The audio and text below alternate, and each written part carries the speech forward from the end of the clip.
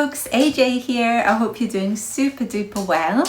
In this video I'm going to look at this beautiful sculpture by Martin Jennings of the late Queen, and also I will be looking at pictures of the glorious couple, the Prince and Princess of Wales, at the state banquet. And then lastly I will be reacting to the speeches by Donald Trump and King Charles at the state banquet. So I really look forward to getting into this video. I'm getting back into this. For those of you who are interested to know, I am still having problems with my stalker. Yes, I have a stalker. But you know, this is an ongoing problem. I'm not going to let it interrupt my life too much. So I am back. And you know, you've got to live each day as it comes, and I'm just happy to be here. So let's get into this video. Queen's statue will show grandeur and dignity, sculptor says. Oh, I'm so excited about this. I read about this recently and I just thought this looks so beautiful. It's really special. I think it depicts the Queen very nicely. Look at her grace, her elegance. She was so beautiful and held herself so well, you know, and this is just stunning. I love the way the trees kind of frame her, you know. It's like this, when it's sunny she'll have this golden aura around her. Anyway, I'm getting carried away here. Let's read this article. The sculptor chosen to create a statue of Queen Elizabeth II for her national memorial has said he wants to capture the grandeur and dignity of Britain's longest reigning monarch. Martin Jennings, who has previously depicted King Charles III and the Queen Mother, said he was elated to be chosen to portray the late Queen. Now, what an honour to be chosen to do this. I should have said this is an artist's impression of the design for the memorial, and it indicates how a statue of the Queen might look. So this is not the end result. This is giving us an idea of how it will look, and I think it's going to look glorious, you know. So very nice. She was loved and admired across the globe for her steadfast devotion to duty, born with grace, decency and restraint. The statue will be part of the memorial in central London's St James's Park, with the final design to be revealed in 2026. Now, I'm super excited about this. I met the Queen once. You know, my lovely fans, I know who you are. Maybe about 10 of you, maybe more, I don't know.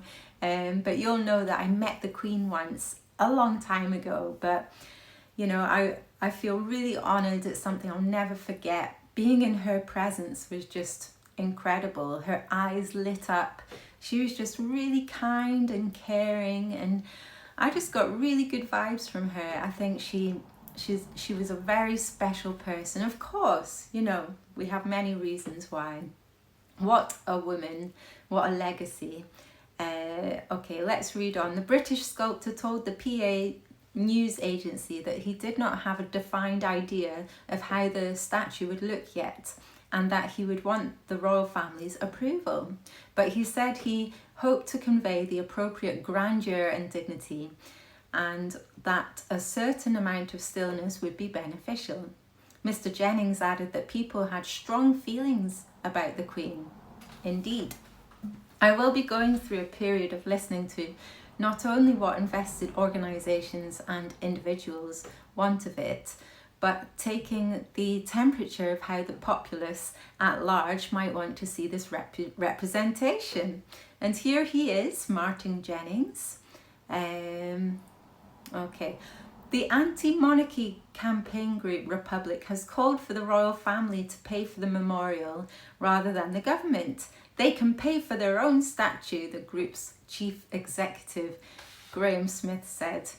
Ooh, touchy. And at the end it says the final designs will be put to the King and the Prime Minister next year. So yeah, I am super excited about this. I had to share it with you. And you know, I just loved the way the trees frame the Queen's body, and I can imagine, you know, the sun coming through and just lighting up, you know, her aura. You know, it's like really special, and yeah, absolutely incredible. I'm really excited for this. Talking about grandeur, I cannot think of a better word that describes the state banquet at Windsor Castle. So here we have Prince William and Princess Catherine leading the way into the room for the state banquet, and don't they look just beautiful? I did a short earlier this morning that had like a portrait of them looking just absolutely glorious. I think Princess Catherine just gets more beautiful by the day, every year by year. She looks just stunning.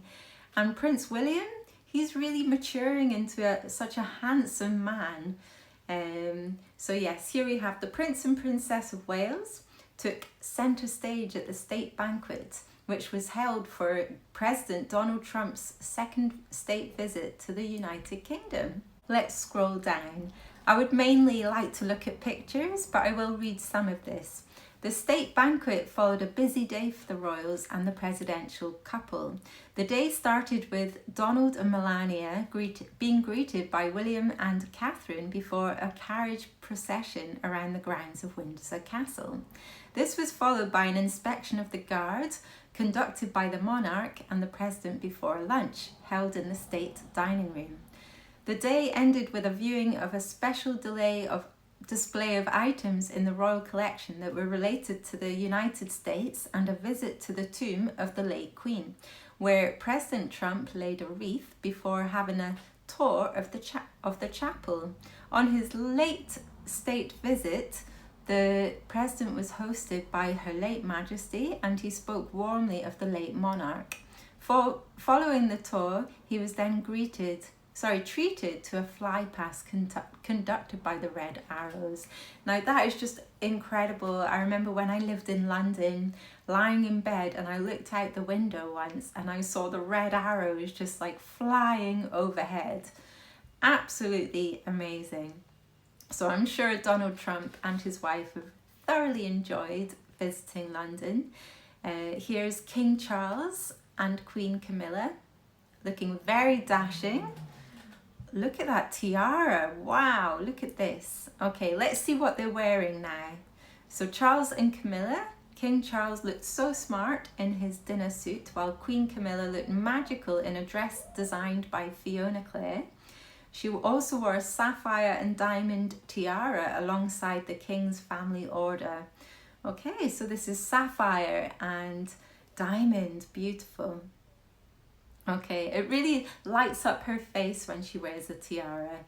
Beautiful. And here's Donald Trump, and he's got shiny teeth. What a great smile. And his wife Melania looking beautiful in this dress. Yeah, gorgeous. It kind of reminds me of the green dress that Princess Catherine wore to the Earthshot Prize. Was that in America, I think, or Canada? I can't remember. But yeah, very similar dress, just different colour. Okay, and she wore, yes, a stylish yellow dress with a Barbie pink belt. Wow, that's quite a contrast of colours, isn't it? Yellow with pink. Who would have thought that would actually go together? I think it looks nice. But yeah, tell me what you think. So here we have a picture of the four of them, King Charles, Queen Camilla, Donald Trump and Melania, entering the room together.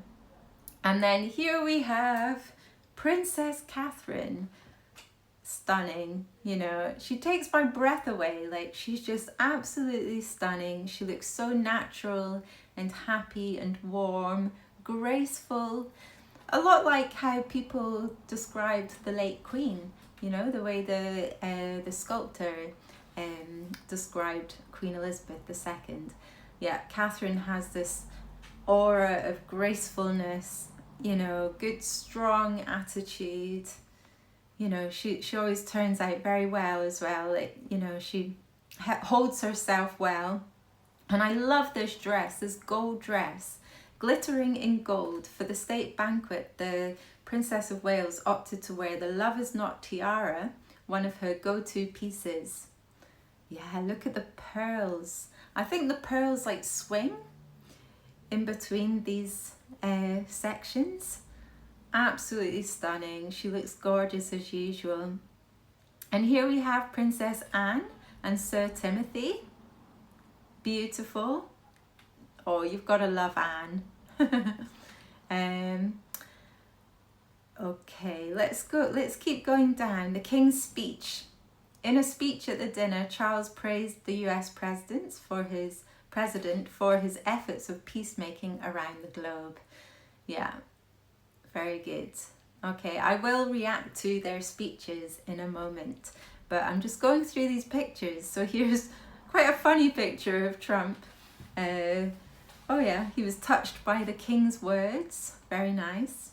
Private words. The president was touched by the King's words, and in his own speech he said, "For many decades, His Majesty the King has epitomised the fortitude, nobility and the spirit of the British monarchy and the British people." Gorgeous.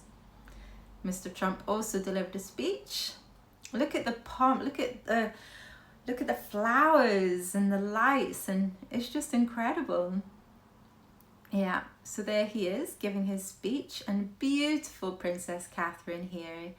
I think she always shines most when she's happy, you know, when she's laughing with someone, joking around, having a good time, and like it's so nice to see her looking so healthy. Yeah. At the end of the event, as the evening came to an end, the group enjoyed their port and they laughed with each other. Lovely. So maybe they refrained from having some alcohol during the event, and then at the end, like, yay, get the port out. Get it out. Let's get a little bit tipsy. Yeah, and then look at these pictures. Incredible. And these musicians with kilts on. Wow. Oh, the table. Let's look at the table details. The 47.32 meter long table. Okay, that's bigger than I thought it was. That's so long. It's probably like the length of my street. Equivalent to the length of 2 Marine One helicopters laid end to end. Took a week to build and is set with 1,452 pieces of cutlery and 139 candles in silver gilt candelabra. Wow. And here's the menu. Panna cotta de cresson. I can't do a French accent, so I shouldn't really try. Menu for the guests. They had quail egg salad, organic Norfolk chicken bolletine wrapped in courgettes with a thyme and savoury infused jus and vanilla ice cream bomb. Wow, just wow. Wine for the evening. Look at these glasses. Stunning. And the gold cutlery on that table. Oh my goodness. Yeah, the pipers did extremely well. They were from the 1st Battalion, the Scots Guards. Lovely. And here's another picture of the dinner table. My goodness, can you imagine sitting there using this cutlery, and like I'd be so scared of like breaking a glass or something. You know, it looks like everything's so expensive. You'd just be scared to use it, maybe. I don't know. And yeah, let's end with this lovely picture of the 4 of them.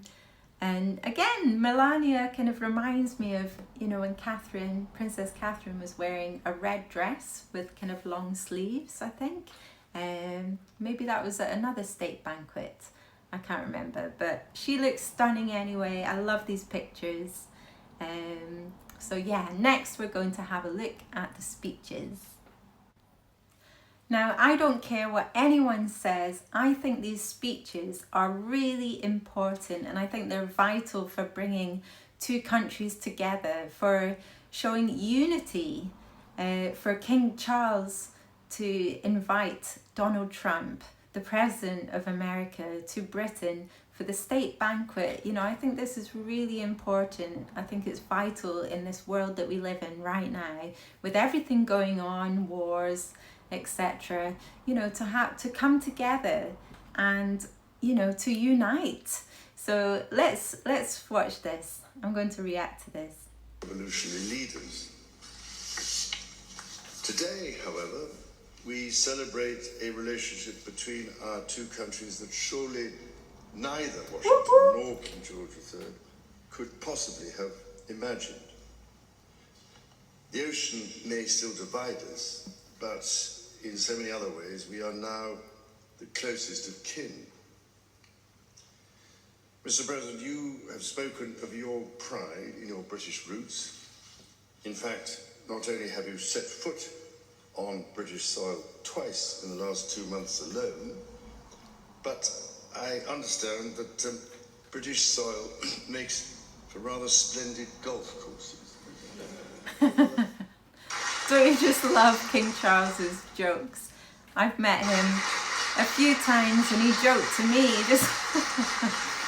He likes to joke around. Anyway, let's forward this to Donald Trump's speech. Your Majesty, Melania and I are deeply grateful to you and Queen Camilla for your extraordinary graciousness. And to William and Kate, thank you so much. It's been so great being with you today. Thank you very much. Appreciate it. It's a singular privilege to be the first American president welcomed here.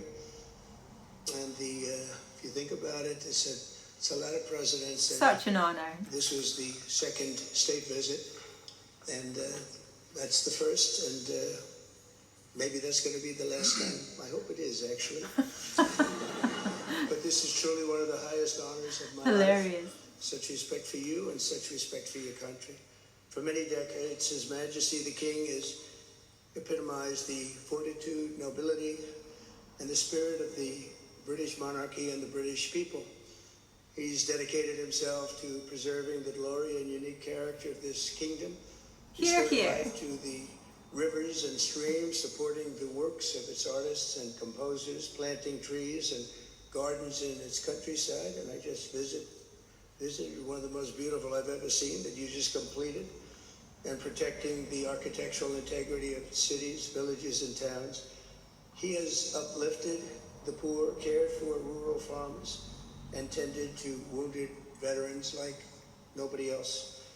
I'll tell you that I just stood in line and shook about 150 hands, and the king knew every single person and every single company, and some of them I bet had bad names like XYZ-Q3, and he knew every one of them, or at least I think he did, because nobody was complaining. I was very impressed with that.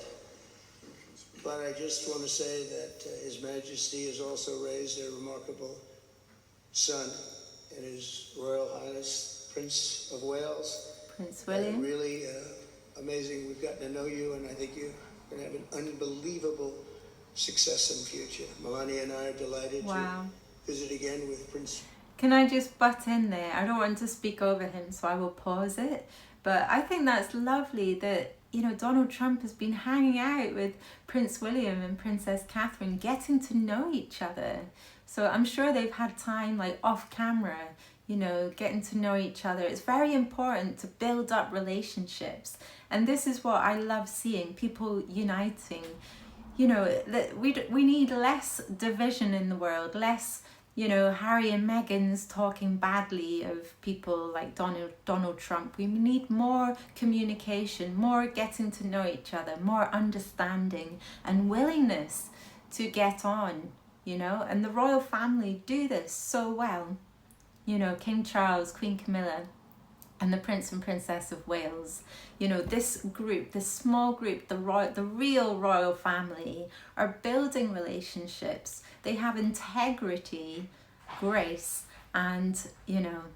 So I'm going to leave it there, folks. I really hope you enjoyed this video, and I look forward to doing another update next week. That's my plan now, to do them every weekend. And yeah, thank you so much for watching. Thanks for being here. Sending you a big kiss. Bye. Mwah. Bye.